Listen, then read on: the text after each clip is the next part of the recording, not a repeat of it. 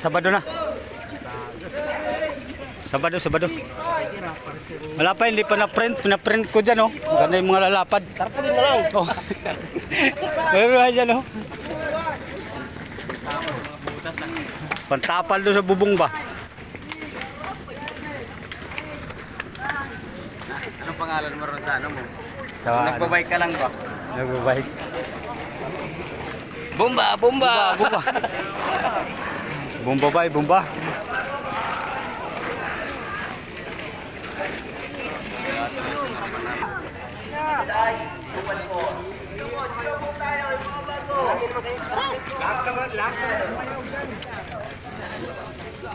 Lapada.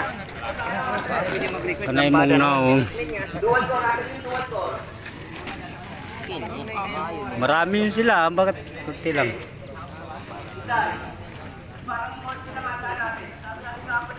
Oo nga, puno yung kahapon to, no? Manuel, bago. Ayun o, yung isa o, paggalagala. Ayun, yung isa. Paggalagala pa. Wala na? Oh. Wala nang ID. Wala nga.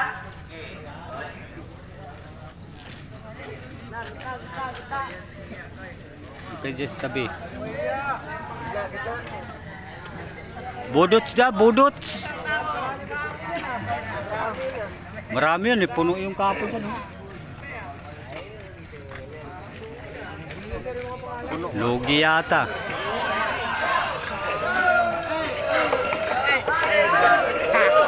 Parang lumalangoy lang ah. Oh, parang karera ng langoy ito ah.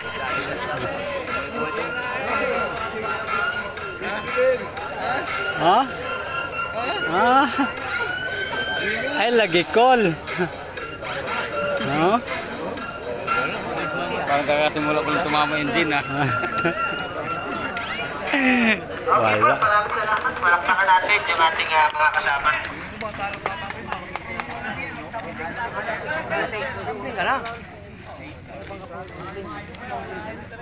Okay, good morning. Mabilisan lang.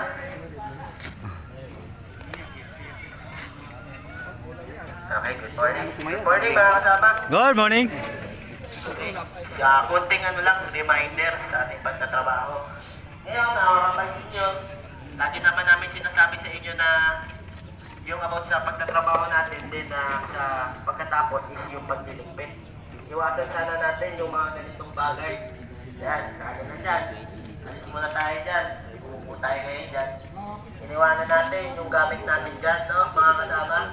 Lagi po natin sisiguraduhin na yung mga gamit na inaakyat natin sa scaffolding is pinababa natin. Kung ano yung inakyat natin, pag-out natin sa trabaho, yun din yung ililigpit natin. May posibilidad dyan na mahulog, na makadamage sa property ng mga bagay na natapos na natin. Nagkakaintindihan po ba? Then pangalawa, reminder din sa mga matatagal na, especially sa mga bago, na once na on duty na tayo, huwag na tayong pakalat-kalat sa site. No? Kunwari, nakapambahay tayo, pupunta tayo ng building. Huwag na po natin gagawin yun. Lalo na tayo, bago tayo, hindi tayo kilala ng mga kasama natin. Bakit? Ma-aksidente pa kayo dyan. On duty. Sino po yung tutulong sa inyo dyan? No? Mga kasama, iwasan po natin yung ganung bagay. Sa mga foreman, leadman, kung hindi naka-duty yung tao natin, iwasan na natin papuntahin sa building at utusan. No? Yung utusan na lang natin yung mga naka-duty, yung nakasuot ng PPE. Nagkakaintindihan po ba? Opo. So, yun lang naman yung sa akin.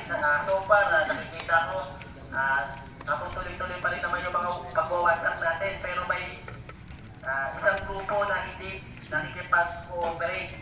Ngayon, hindi ko nasasabihin kung anong grupo kayo, pero alam ko sa sarili nyo kung sino kayo.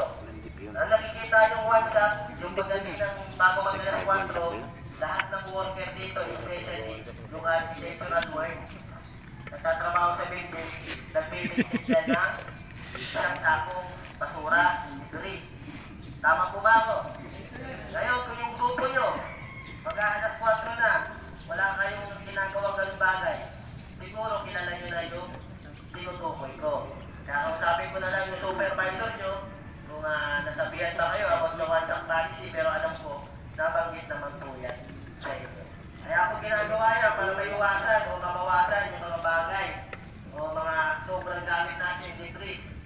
sa mga building. Para kahit pa paano, once na matapos natin yung isang building, kukunti na lang yung lilinisan natin. Hindi kagaya dati na tambak-tambak dyan yung sako-sakong debris. Ngayon kahit pa paano, wala na akong masyadong nakikita. Kahit pa paano, mauubos din yan kung araw-araw tayo magpaparticipate at susunod dun sa tinatawag natin na WhatsApp policy. Ngayon po, kung wala na pong concern, yun lang yung sa akin. Mga kasama, magandang umaga. Balikan ko lang. Okay, kung wala na pong concern, pwede na po tayo pumunta sa mga meeting na supervisor. Hi, vlog!